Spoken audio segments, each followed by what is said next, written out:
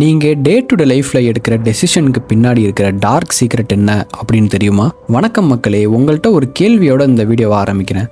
நீங்கள் வாழ்க்கையில் எடுக்கிற முக்கியமான டெசிஷன்ஸ் எல்லாமே லாஜிக் பேஸ் பண்ணி நீங்களாக தான் எடுத்தீங்க அப்படின்னு நினச்சிக்கிட்டு இருக்கீங்களா? எந்த ஃபோன் வாங்கணும், யாரை ட்ரஸ்ட், எந்த ஜாபை சூஸ் பண்ணணும், யாருக்கு ஓட்டு போடணும், யாரை லவ் பண்ணணும், எந்த பிஸ்னஸ் ஸ்டார்ட் பண்ணணும், இந்த மாதிரி விஷயங்களுக்கு டெசிஷன்ஸ் எல்லாமே நிதானமாக யோசித்து ஃபேக்ட் அனலைஸ் பண்ணி ப்ரோஸ் அண்ட் கான்ஸ் கம்பேர் பண்ணி நீங்கள் தான் டெசிஷன் எடுத்தோம் அப்படின்னு நினச்சிக்கிட்டு இருக்கீங்களா?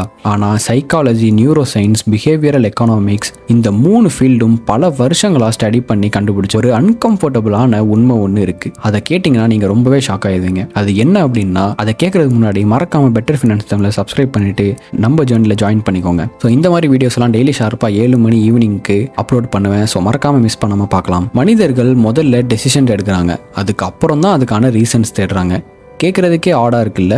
இந்த சென்டென்ஸ் முதல்ல கேட்குறப்போ நம்பவே முடியாத மாதிரி இருக்கும். ஏன்னா நம்ம எல்லாருக்கும் நாம லாஜிக்கல் பர்சன்னு நம்புறது பிடிக்கும். ஆனால் ரியல் லைஃப் எக்ஸாம்பிளில் பார்த்தா இந்த பேட்டர்ன் ரொம்பவே தெளிவாக தெரியும். ஒரு பர்சன் ஒரு எக்ஸ்பென்சிவான ஃபோன் வாங்குறாரு. வெளியில் சொல்கிற ரீசன் என்ன? கேமரா நல்லா இருக்குது, பெர்ஃபார்மன்ஸ் நல்லா இருக்கும், ஃபியூச்சர் ப்ரூஃப் இன்வெஸ்ட்மெண்ட், குவாலிட்டி அப்படின்னு நிறைய ரீசன் அந்த ஃபோனை பற்றி சொல்லுவார். இதெல்லாம் ஒரு வகையில் கரெக்டாக கூட இருக்கலாம். ஆனால் டெசிஷன் எடுக்கிற மூமெண்ட்டில் என்ன நடந்தது? அந்த ஃபோனை யூஸ் பண்ணுற ஃபீலிங் பிடிச்சிருக்கும், அந்த பிராண்ட் க்ரியேட் பண்ணுற இமேஜ் பிடிச்சிருக்கும், அந்த எக்ஸைட்மெண்ட் பிடிச்சிருக்கும். டெசிஷன் எமோஷ்னல் லெவலில் ஆரம்பிச்சிருக்கும். லாஜிக் அதுக்கப்புறம் தான் சப்போர்ட் பண்ணியிருக்கும். சிம்பிளாக சொல்லணும் அப்படின்னா, ஐஃபோன் அப்படின்னு எடுத்துக்கிட்டிங்க அப்படின்னா, அந்த ஐஃபோனோட பிராண்ட் வேல்யூவாக இருக்கட்டும், அந்த ஸ்டைலாக இருக்கட்டும், டிசைனாக இருக்கட்டும், அதை நீங்கள் எமோஷ்னலாக தான் பிடிச்சி வாங்கியிருப்பீங்க. அதுக்கப்புறம் தான் அதை லாஜிக்காக ஒரு ரீசன் வச்சு கம்பேர் பண்ணணும், அதை சொல்லணும் அப்படின்றதுக்காக அதோட ஸ்பெசிஃபிகேஷனை நீங்கள் லாஜிக்காக சொல்லி கம்பேர் பண்ணி நான் எடுத்த டெசிஷன் கரெக்டானது அப்படின்ட்டு மற்றவங்களையும் சரி நீங்களும் சரி அதை நம்பிக்கிட்டு இருக்கீங்க, நம்பவும் வைக்கிறீங்க. இது ஃபோன்ஸ்க்கு மட்டும் கிடையாது. காரு, பாலிடிக்ஸ், ரிலேஷன்ஷிப், பிஸ்னஸ் அப்படின்னு மேஜரான நம்ம வாழ்க்கையில் எடுக்கிற டெசிஷன்ஸ்க்கும் அப்ளை ஆகுது. ஒரு இன்ட்ரெஸ்டிங் எக்ஸ்பெரிமெண்ட்டில் பீப்புள் ஒரு சாய்ஸ் எடுத்ததுக்கப்புறம் அந்த சாய்ஸை ஏன் எடுத்தீங்க அப்படின்னு கரெக்டாக எக்ஸ்பிளைன் பண்ண சொன்னாங்க. ஃபன்னியான பார்ட் என்ன அப்படின்னா, பல பேர் ஆக்சுவல் ரீசனே சொல்லலை, அவங்களோட பிரெயின் கிரியேட் பண்ண ரீசனை தான் சொன்னாங்க.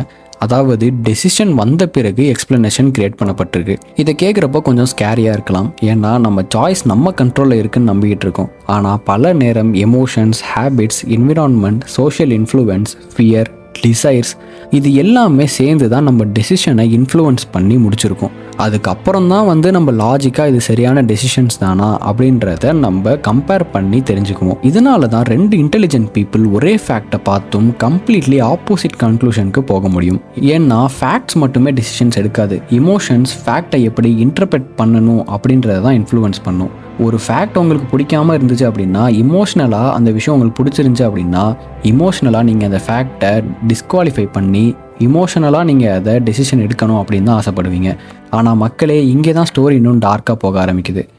ஏன்னா டெசிஷன்ஸை இன்ஃப்ளூயன்ஸ் பண்ணுறது இமோஷன் மட்டுமே கிடையாது. நம்ம கவனிக்காத சில இன்விசிபிள் ஃபோர்ஸஸ் கூட இருக்குது.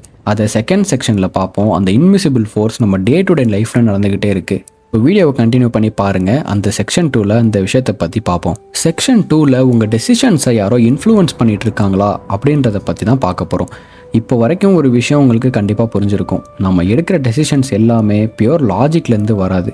இமோஷன்ஸ், ஃபீலிங்ஸ், இன்ஸ்டிங்ஸ் இவை எல்லாமே மிகப்பெரிய ரோல் ப்ளே பண்ணும்.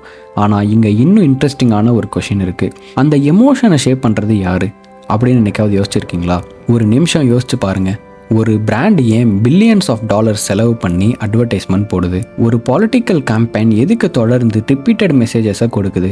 ஒரு சோஷியல் மீடியா பிளாட்ஃபார்ம் ஏன் குறிப்பிட்ட கண்டென்ட்டை தொடர்ந்து உங்களுக்கு ஃபீடில் ரெக்கமெண்ட் பண்ணிக்கிட்டே இருக்குது? ஏன்னா மனிதர்களோட டெசிஷன்ஸை நேரடியாக கண்ட்ரோல் பண்ணுறது ரொம்பவே கஷ்டம்.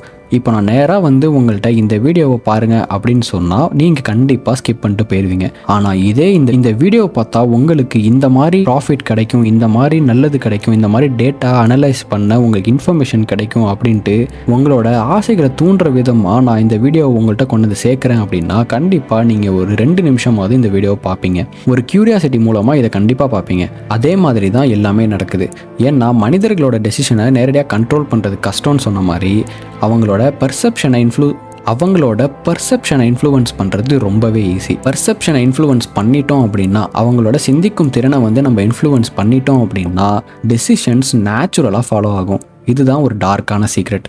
ஏன்னா மனிதர்கள் இன்ஃபர்மேஷன்ஸை ஃபாலோ பண்ணுறதுக்கு முன்னாடி ஃபீலிங்ஸை ஃபாலோ பண்ண ஆரம்பிச்சிருவாங்க. நம்ம அந்த பர்சனோட இல்லை அந்த கேண்டிடேட்டோட அப்படியும் இல்லைனா அந்த ஆப்போட இல்லை அந்த ப்ராடக்டோட எப்படி ஃபீலிங், நம்மளோட இமோஷன்ஸை எப்படி நம்ம கனெக்ட் பண்ணி பார்க்குறோம் அப்படின்றத தான் ஃபஸ்ட்டு மக்கள் ஃபாலோ பண்ணுவாங்க. அதனால தான் smart marketers, politicians, influencer, businesses எல்லாருக்கும் ஒரு காமன் அண்டர்ஸ்டாண்டிங் இருக்குது. மக்கள் என்ன நினைக்கிறாங்க அப்படின்றத இன்ஃப்ளூயன்ஸ் பண்ணுறதுக்கு முன்னாடி அவங்க என்ன ஃபீல் பண்ணுறாங்க அப்படின்றத இன்ஃப்ளூயன்ஸ் பண்ணணும். ஸோ ஃபைனலாக கன்க்ளூஷனில் இந்த வீடியோவோட பிக்கஸ்ட் லெசன் என்னன்னா, மனிதர்களோட டெசிஷனை கண்ட்ரோல் பண்ணுற டார்க் சீக்ரெட் லாஜிக் கிடையாது, இமோஷன், பர்செப்ஷன் அண்ட் இன்ஃப்ளூயன்ஸ் தான். இதுதான் பல நேரம் இன்விசிபிளாக பேக்ரவுண்டில் வேலை பார்த்துட்ருக்கு. நீங்கள் அவேராக இருக்கிறது தான் உங்களுக்கு ஃப்யூச்சரில் நடக்க போகிற மிகப்பெரிய லாஸ்லேருந்து தடுக்கிறதுக்கு ஒரே ஒரு ஆயுதம். ஸோ ஃபைனலாக உங்கள்கிட்ட ஒரு கொஷின் கேட்க போகிறேன். நீங்கள் நேற்று எடுத்த முக்கியமான ஒரு டெசிஷனை எடுத்து பாருங்கள். அது உண்மையாகவே உங்களோட லாஜிக்கல் டெசிஷனா இல்லை யாரோ இன்ஃப்ளூயன்ஸ் பண்ணி உருவாக்கிய ஃபீலிங்கோட ரிசல்ட்டா? நீங்கள் என்ன நினைக்கிறீங்க அப்படின்றத கமெண்ட் பண்ணுங்கள். எத்தனை பேர் யாரால இன்ஃப்ளூயன்ஸ் ஆகியிருக்கீங்க அப்படின்றத பார்ப்போம். ஸோ இந்த மாதிரி இன்ட்ரெஸ்டிங்கான சைக்காலஜி அண்ட் ஃபினான்ஷியல் ரிலேட்டடான டார்க் ஹிடன் ட்ரூத்ஸ் அண்ட் ஃபேக்ட்ஸை பற்றி நான் அப்கமிங் வீடியோஸில் நிறைய அப்லோட் பண்ண போகிறேன். ஸோ அதெல்லாம் டெய்லி ஈவினிங் 7 மணிக்கு மிஸ் பண்ணாமல் பார்க்கணும் அப்படின்னா மறக்காமல் பெட்டர் ஃபினான்ஸ் டைமில் சப்ஸ்கிரைப் பண்ணிக்கோங்க. சப்ஸ்கிரைப் பண்ணிவிட்டு என்னோட இந்த ஜேர்னியில் ஜாயின் பண்ணிக்கோங்க. ஸோ இதே மாதிரி இன்னொரு இன்ட்ரெஸ்டிங்கான வீடியோவில் சந்திப்போம். Until then, take care. Cheers.